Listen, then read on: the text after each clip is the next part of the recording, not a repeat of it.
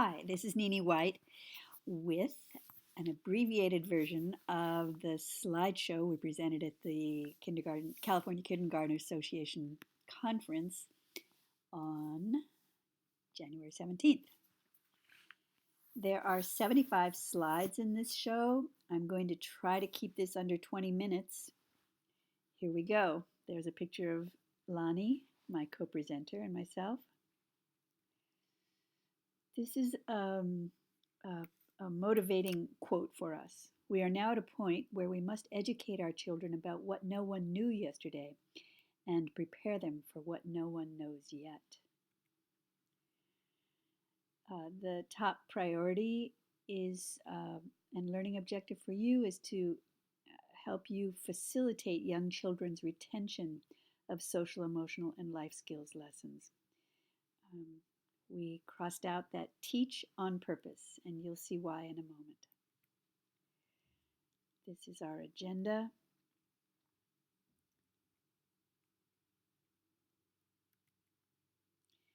And how many kids do you have like this? Pushes, won't share, peeks during hide and seek, interrupts, picks fights, picks nose, uses outside voice nearly all the time, constantly seeks attention, favorite word is no. We know we've been telling these kids lots of ways that we want them to do things and lots of ways we don't want them to do things. And they're pretty good and getting better at tuning us out. So better to stop that kind of repeating instructions about behaviors we'd like to see from them and consider that it might be time for a different approach. Time to press the reset button. Time to understand and use the fact that the brain's natural learning cycle is a teacher's most powerful tool. Okay. So without getting overly technical, I want to remind all of you that the brain has many distinct areas. Each distinct area is responsible for different functions, far too complex and way too many to count. But that's okay, we don't have to understand all the complexities. For our purposes, we only need to understand 4 main functions of the brain that relate to learning, remembering, and self-sufficiently using information. Those 4 functions are gathering, connecting, concluding, and doing. First, gathering information from any and all happens through any and all of the 5 senses, plus any and all emotions, as well as thoughts or insights. And the next function is connecting new information with relevant, similar, and previously acquired information in order to engage in, number 3, concluding. The creation of personalized conclusions which become the basis of doing something that activates the newly combined information, connections, and conclusions. Okay, we're going to say this one more time a different way. The brain's 4-step process for learning and permanent memory formation starts with gathering information, which usually involves the sensory cortices. The new information is generally transferred to the temporal lobes for connecting, making connections with similar information and or experiences. The prefrontal cortex now gets involved, creating new understanding and conclusions. But unless something is done about those conclusions involving the motor cortices, areas of the brain, the learning and memory formation will not be stabilized. Doing can take just about any form: speaking, writing, moving, throwing a ball, tying shoelaces, and on and on. Each step uses, activates, and connects distinctly different parts of the brain. All 4 steps are required to drive real learning and genuine behavioral changes. Any content and any topic can be structured around this 4-step model, creating an environment of maximum engagement for students. And before neuroscience, psychology, and behavioral science made these important discoveries to the current learning model, there was another model that guided the thinking about the role of educators and which still has got some influence, quite a bit of influence in some schools. John Locke, the 17th century English philosopher, described all humans as blank slates at birth. He went on to explain that the direct implication of this blank slate theory was that children need to be taught everything. Now, we don't disagree with Locke when it comes to teaching kids letters, numbers, geography, and how to tie their shoelaces or ride a bicycle, but we do not agree with Locke that humans are born as blank slates. Any parent, any educator knows that children are born with their own sense of themselves. They know exactly who they like, what they like, and how they like to do what they like to do. And from the start, kids are also quite clear about who they don't like and what they don't like to do. It really does make sense that always telling or teaching kids how to behave is going to result in various kinds of responses, ranging from passive compliance or passive non-compliance to full-blown resistance. Having their own sense of what they know about themselves and the rest of the world, even though they still have a lot to learn, creates a unique educational challenge. Fortunately, another thought leader from a very long time ago had a highly successful approach that we can adopt. Socrates. He taught that by creating active participation amongst his students, that by asking the kinds of questions that enlivened his students' own thinking, reasoning, and problem-solving abilities, that students would grow in the most desirable way.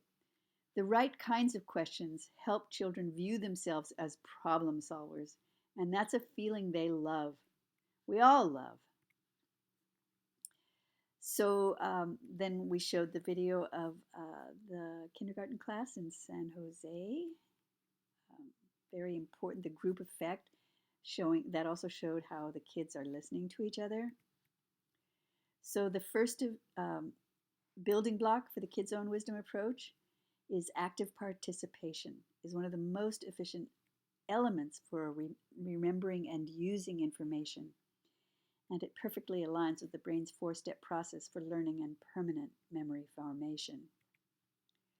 Socrates' students were beneficiaries of the brain's four-step process for learning and permanent memory formation we've been describing. The kids' own wisdom approach aligns with the brain's four-step process for learning and permanent memory formation by asking questions that soar. SOAR is our acronym for the essential elements of successful questions. So we'll take it letter by letter. S stands for stretch awareness. O is for open-ended, age appropriately challenging. R is for respectful, and R is for relevant. Starting with stretching kids' awareness, creating big picture thinking. And kids love it when they get turned on to the fact, not told, but are facilitated to see that nothing and no one exists in total isolation. And they are generally quite intrigued by the interconnectedness of not so obvious parts. We want kids to be safe on the streets. So, but continually repeating, stop here, look both ways before crossing, be careful. At a certain point, stretching their awareness by asking the right kinds of questions is a way to help them notice what they may have been overlooking, thereby causing them to become more self-sufficiently engaged in their own conduct. What are we talking about? Asking a group of peers the right kinds of questions that get them thinking together about all the variety of elements that are happening on any street at any time is the most efficient way to get them to remember and then to self-sufficiently make the right kinds of decisions for their own safety.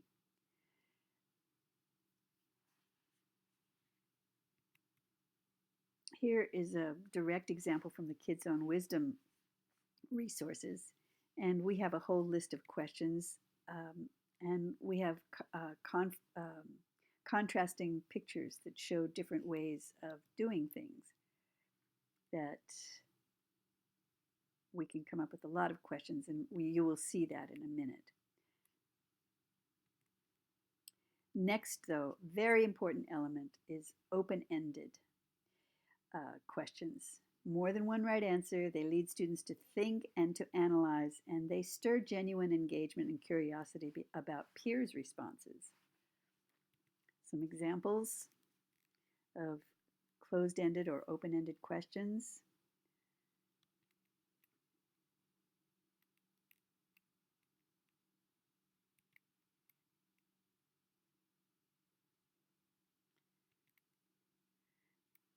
A stands for age appropriately challenging. Kids love surprises, right? So giving them surprises, as in start asking them about one thing, then switch over to something else that they wouldn't have predicted you'd ask them about, will keep their attention, which loops back to the stretching awareness aspect of soaring questions. A major reason this is a very important element of soaring questions is because as soon as kids get a sense that, oh, the purpose of this discussion is to get me to stop doing XYZ or to start doing XYZ, they'll disengage to one degree or another. This element makes it much more fun and interesting. For teachers, too, actually. Promise. When asking about what this girl is doing with the goldfish, we can start by asking the kids what they see the girl doing. Then we can ask if anyone knows about the different ways that people and fish breathe. Next, we can ask if anyone wants to have a breath holding contest, which can turn into a learning about time lesson. After that, we could ask, when we held our breath, where were we holding it? In our arms, in our head, in our throats? Who knows what lungs are? Who knows where our lungs are? Who knows how many lungs we have? It can just go in all kinds of directions. By bringing in all these other topics that are related, just not expected, we're creating all kinds of connections to the original topic that support students in making their own conclusions, which will be the basis of their future actions. First R stands for respectful, and the most important question here is, do we respect and trust our students' intelligence? It's a fact that they feel it when we do, and they feel it when we don't. So a big way to demonstrate respect is to really listen.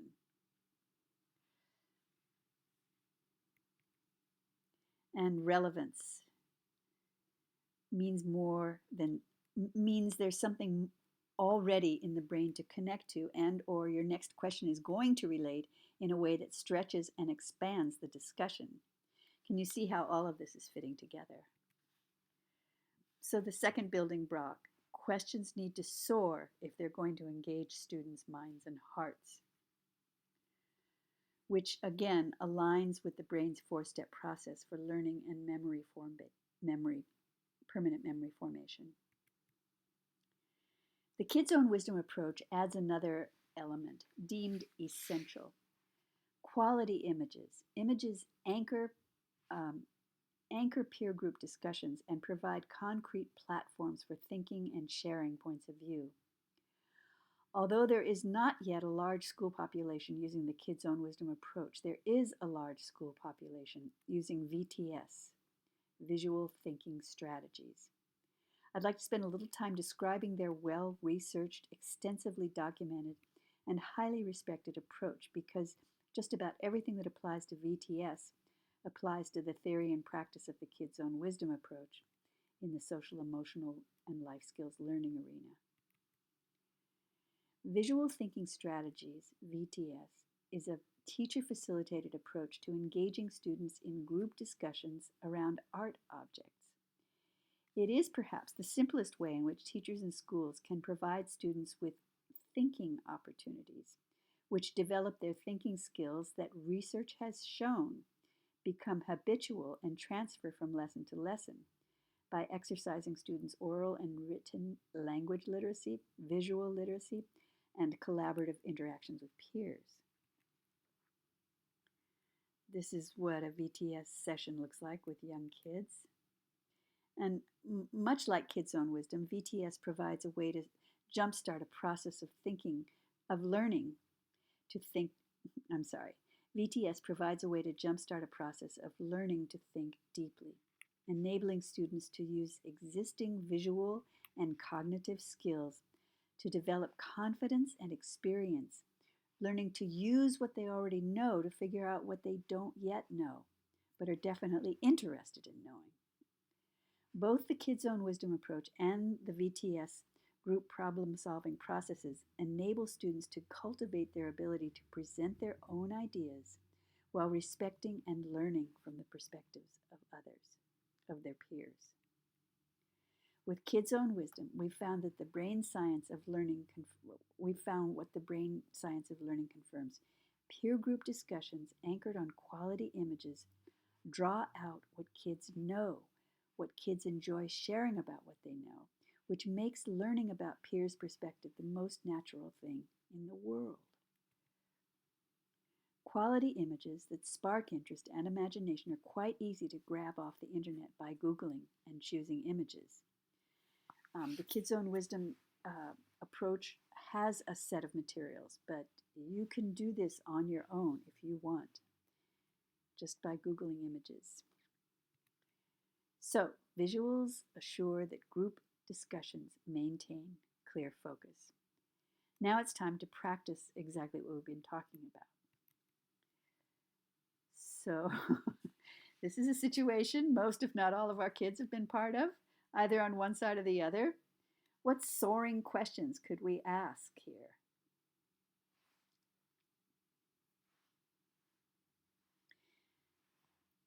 I'll give you just a few more moments, and then I'll show you what we came up with.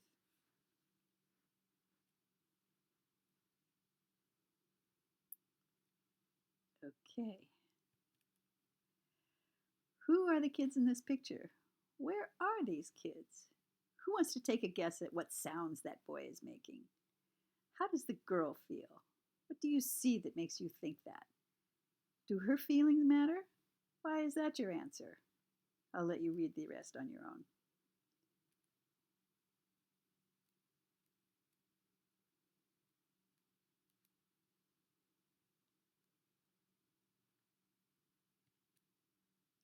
Before we go on, we need to go discuss the worst well-intentioned things that we might still be doing that often have the exact opposite effect that we intended them to have. Here are a few of the most serious. You're probably aware of this one, but it's worth repeating. It's very important that we do not praise attributes. You're brilliant. You're a genius. You are so smart. There is massive research saying that that's exactly the thing that's going to stunt kids' forward motion in manifesting their intelligence, because they want to keep that label, so they don't want to do anything that will risk it. So instead, what we do is we praise and acknowledge effort, persistence, and just acknowledge the challenge that they face. We want to eliminate as much as possible the habit of labeling everything. During Kids' Own Wisdom discussions, we want to make it a point to let students do all of their own thinking, because that's one of the key elements for ownership. And there is also specific research about this principle, which we can share with you regarding different types of motivation if you're interested. Different types of motivation being extrinsic or intrinsic. Fascinating stuff, actually. And then lecturing and scolding. Follow-up studies by respected universities have proven the actual results of lectures and scolding are often counterproductive, as illustrated here by what the cartoon characters are thinking.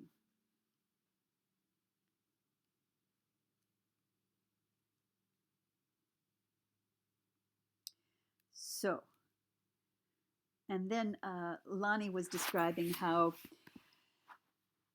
when she first saw the Kids' Own Wisdom materials and saw that there was going to be a lot more listening on her side as a teacher, instead of giving all of the instructions, it made her uncomfortable, and she wasn't sure how that was going to go. She kind of thought it was going to be more like this. But she found out that it was extremely enriching and fascinating, and she was able to learn a lot about her students that she never would have learned in any other way, not to mention the fact that all the kids learned about each other. So giving up control can be a good thing, even with the little kids. So we want to remember to avoid the well-intentioned mistakes. So here is a Kids' Own Wisdom scenario. And I just want to say that it might look like we're just going to start heading towards, oh, he should share and she should just ask nicely or blah, blah. Um, the soaring questions open up the window of possibilities for how this interaction can go. Here are the questions that we came up with.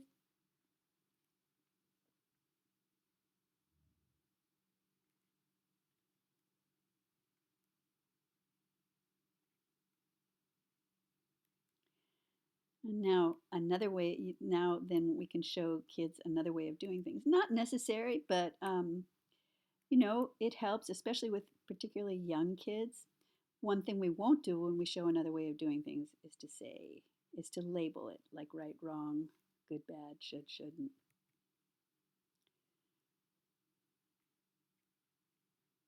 And here are the questions that we came up with. And those pictures on the right are just possibilities for a tangential conversation.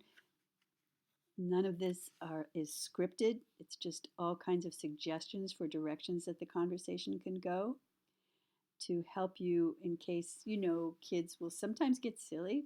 And we just have another question that we can pop right in there and keep the conversation on track. And another Kids Own Wisdom scenario. And the questions.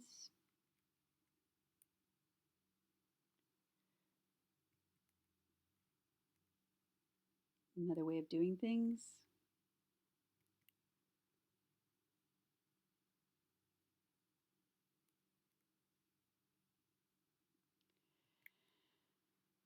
So there you go. And in conclusion, we are now at a point where we must educate our children in what no one knew yesterday and prepare them for what no one knows yet. What we feel strongly about is thinking cooperatively, collaboratively, critically, and creatively is the most valuable skill we can give today's kids to prepare them for what no one knows yet.